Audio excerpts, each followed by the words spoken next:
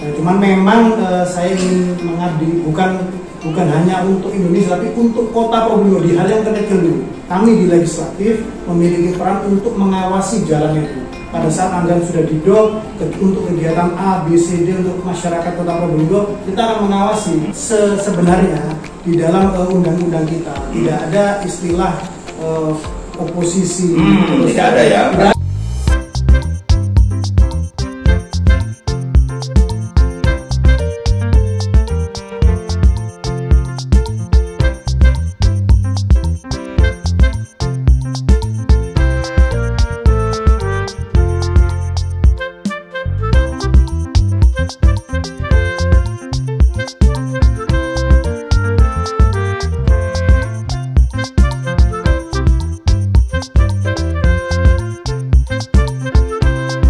Pemirsa, kembali bersama dengan saya Luis Haryono dalam program spesial kami Ngopi Bareng Ngobrol Pintar.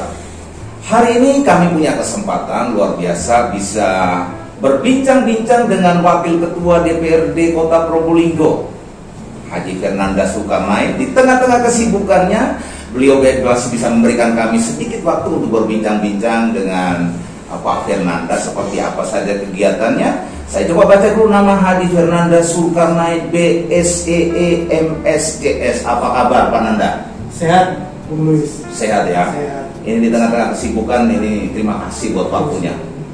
Pak Fernanda, sebelum kita berbincang-bincang, saya mau tanya dulu, ini gelar dari tadi saya baca kok panjang sekali hurufnya ini. Oh iya, kebetulan memang BSEE MSCS. Ini apa ini? Ya itu dua gelar ya, BSEE sama MSCS. BSEE adalah gelar S1, sarjana strata 1. Kebetulan saya kuliah di luar negeri, di Suffolk University di Boston, Amerika. BS itu adalah Bachelor of Science, jadi strata 1 Science. EE itu adalah Electrical Engineering, jadi saya seorang Electrical Engineering di S1-nya. MSCS itu saya strata 2-nya, masternya itu di Boston University di Amerika juga. MS itu adalah Master of Science, CS-nya adalah Computer Science. Jadi memang IT kebetulan kuliah saya waktu itu.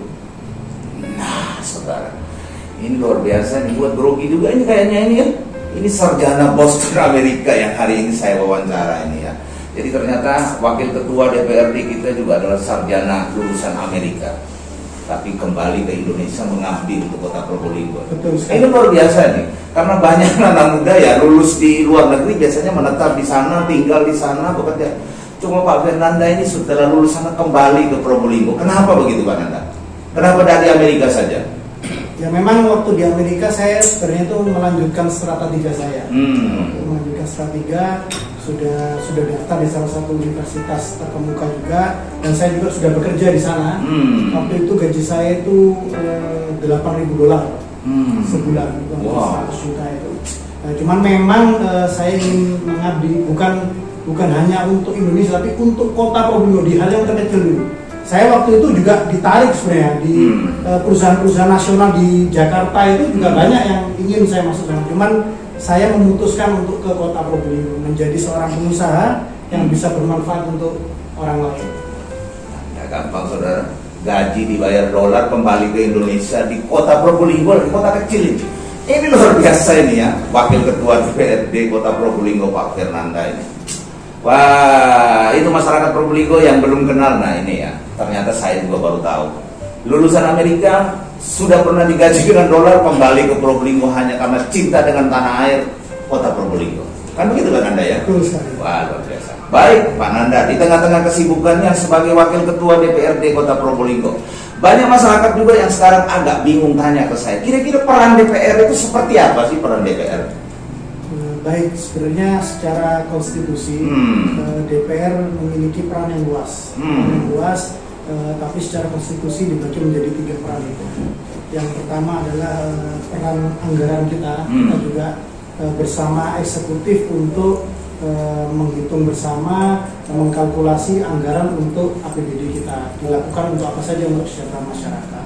Yang kedua juga fungsi kita adalah legislasi kita, yaitu pembuatan peraturan daerah. Tentunya juga bersama dengan eksekutif ya. Bersama dengan pembuatan peraturan daerah yang mana saja peraturan daerah yang harus kita buat, yang harus kita rubah. Tentunya sama juga ujung-ujungnya untuk kesejahteraan masyarakat Kota Probolinggo. Yang terakhir yang tidak kalah pentingnya adalah fungsi pengawasan kita. Ini yang amat sangat luas. Bahwa kita yang menjadi bagian dari pemerintah betul yang nanti melaksanakan semua anggaran dan kegiatan adalah eksekutif, ya, eksekutif. Tapi kami di legislatif memiliki peran untuk mengawasi jalannya itu. Pada saat anggaran sudah didok untuk kegiatan A, B, C, D untuk masyarakat Kota Probolinggo, kita akan mengawasi. Karena bukan tidak mungkin bahwa di dalam perjalanan itu ada hal-hal yang mungkin tidak sesuai, tidak pas. Nah, di situ kami turun untuk mengawasi. Wow. Gitu. Seperti itu penjelasannya peran daripada DPR. Nah, Mas Nanda, ini kalau dilihat dari tadi artinya antara DPR dan juga pemerintah kota eksekutif ini adalah pemerintah daerah. Betul. Artinya pemerintah daerah adalah eksekutif dan legislatif. Gitu ya. Betul sekali. Baik. Selain sebagai pembuat anggaran, kemudian legislasinya, pengawasan, apa kira-kira DPR berani mengkritik kebijakan-kebijakan pemerintah yang tidak pro kepada rakyat? Sesuai perannya yang tadi, legislasi? Betul, jadi memang sebenarnya di dalam undang-undang kita tidak ada istilah oposisi. Tidak ada ya? Tidak ada. Karena DPRD sejatinya adalah bagian dari pemerintah daerah. Itu sudah diatur oleh konstitusi kita. Bagian ya? Kita bagian dari pemerintah daerah. Walaupun memang nanti yang menjalankan kegiatan anggaran itu paling banyak adalah eksekutif. Gitu. Untuk kritik yang benar dan sesuai, jadi kita tidak berbicara kritik negatif ya. Ini kritik yang positif. Bahwa ya sejatinya DPRD harus melakukan itu. Karena itu fungsi pengawasan DPRD. Kalau ada yang kurang apa ya kita beri mereka masukan, kita ingatkan mereka sebagai pelakunya di bawah.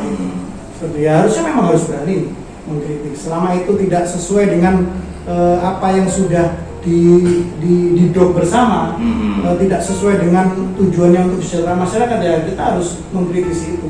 Sejatinya DPRD harus seperti itu memang. Soalnya saya lihat ada beberapa program yang memang sudah diusulkan oleh DPR akhirnya juga tidak jalan, seperti kayak seragam gratis. Mungkin bisa dijelaskan, Pak Nanda? Oh, baik, betul. Memang tidak semua tidak semua yang DPR itu, kegiatan DPR inginkan tuh bisa terrealisasi. Karena kembali lagi Bapak Wali Kota sebagai pimpinan tertinggi dari Kota Probolinggo memiliki memang program yang menurut Bapak Wali Kota mungkin mana yang prioritas, mana yang tidak prioritas. Nah, mana yang harus didahulukan, mana yang tidak. Nah, di situ mungkin tidak sama persepsinya. Ya, kalau saya contohnya tadi sudah Bung Luis bicara terkait seragam. Buat saya, seragam gratis adalah salah satu prioritas. Nah, itu dia. Buat saya. Dan masyarakat juga tanya-tanya ini, mumpung ada di layar kaca ini bertanya. Ya, betul. Jadi memang buat saya secara pribadi, makanya saya dorong melalui DPRD bahwa ada beberapa yang amat sangat prioritas tanpa mengesampingkan yang lainnya. Yang pertama itu adalah kesehatan. Kesehatan prioritas. Kita sudah berhasil mendorong pemerintah kota bahwa sekarang semua warga Kota Probolinggo bisa mengurus BPJS gratis. Wow. Nah, itu sudah dilaksanakan. Nah, ini buat saya penting. Yang kedua adalah pendidikan. Karena semua warga negara, khususnya warga Kota Probolinggo ini berhak mendapatkan pendidikan yang layak. Jangan sampai ada orang tidak bisa sekolah karena dia tidak mampu. Memang benar bahwa sekarang SPP gratis, tapi sekolah itu bukan hanya SPP. Ada anak tidak sekolah bukan karena SPP, karena SPP sudah gratis. Karena dia tidak mampu. Dia pakai sandal ya tidak boleh, atau ya gimana namanya anak kecil teman-temannya pakai sepatu dia tidak boleh.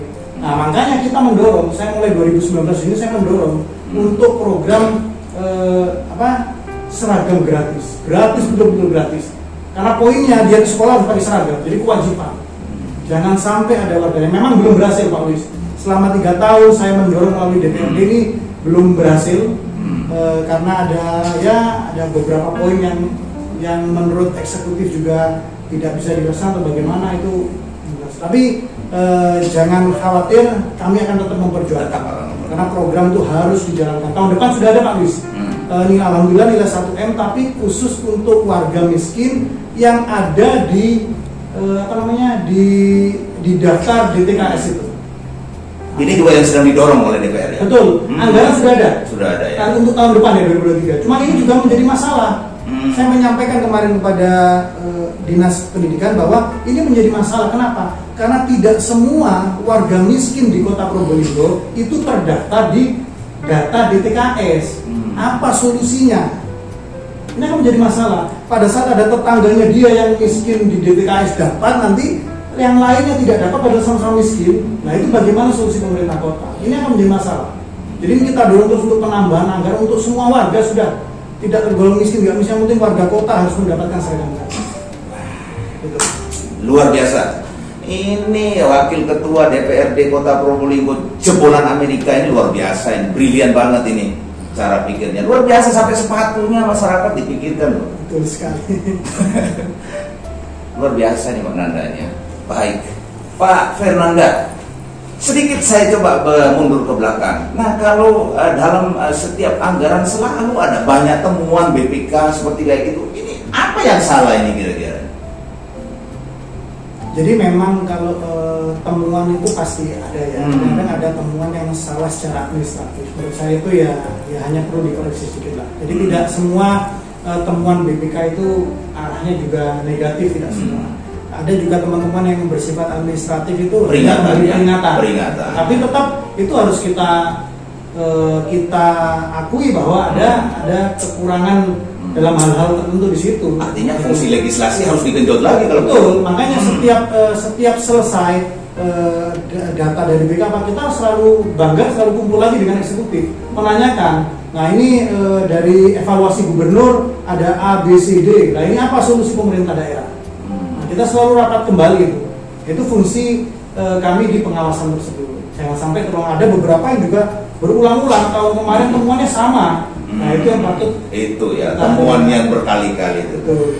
Nah, oke pemirsa warga Probolinggo yang hari ini sedang menyaksikan tayangan kami spesial hari ini, saya sedang berbincang-bincang dengan Fernanda Zulkarnain, Wakil Ketua DPRD Kota Probolinggo, salah satu tokoh politik muda jebolan Amerika, luar biasa ini ya.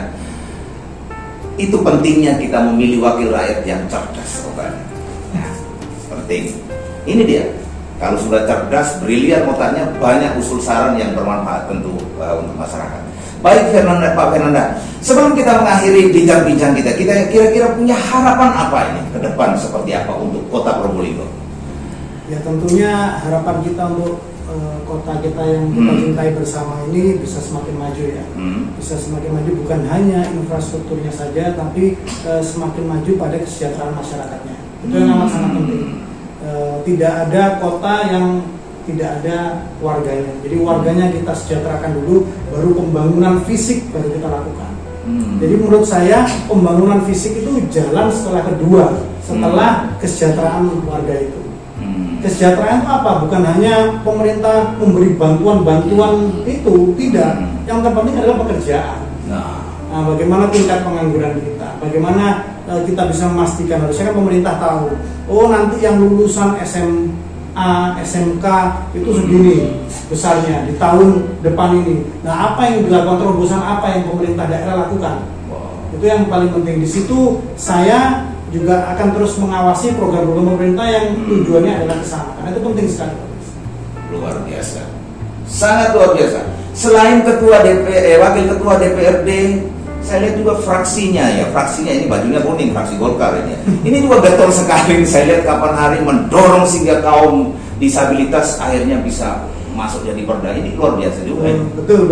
Melalui DPRD juga itu kami bersama teman-teman mendorong adanya perda untuk kaum disabilitas. Karena ini terobosan ini. Banyak yang komentar ke saya, ini terobosan Kota Probolinggo. Itu penting sekali sehingga mereka sejajar dengan kita semua sama. Mereka juga dilindungi, memiliki hak untuk dilindungi juga. Oke baik Pak Fernanda, waktu kita terbatas.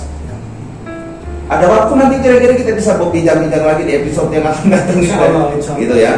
Oke baik pemirsa, demikianlah bincang-bincang saya dengan Fernanda Zulkarnain. Saya baca gelarnya lagi ya, BSEE MS, tadi sudah kasih tahu ya, lulusan Boston Amerika. Demikianlah liputan kami dari Probolinggo Jawa Timur, CB News untuk kita semua.